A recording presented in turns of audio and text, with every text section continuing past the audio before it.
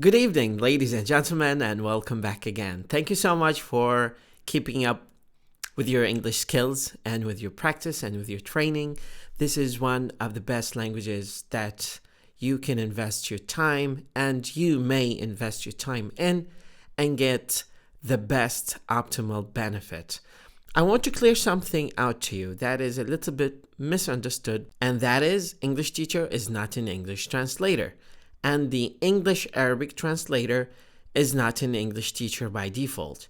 These are two separate categories of specialization, and each one of them has its own skills, professions, categorization, and probably classification.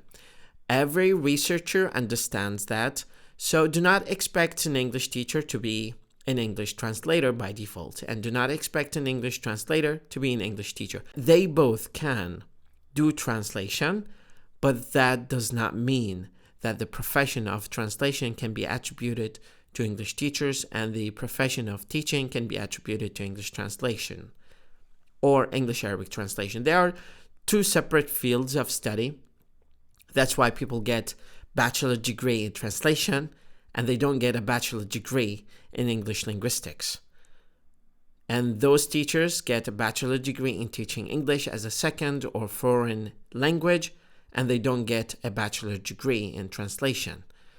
So I want you to understand that sometimes when you expect teachers to translate, that's not an easy job that they do, because this is not their job.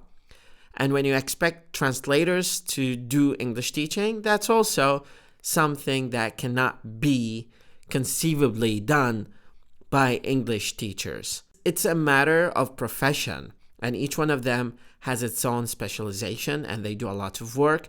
And just to keep in mind something quite important, in translation, there is interpretation and there is translation, and both of them may sometimes be taught separately. When you do synchronic interpretation, it's a bit different from doing delayed or asynchronic translation.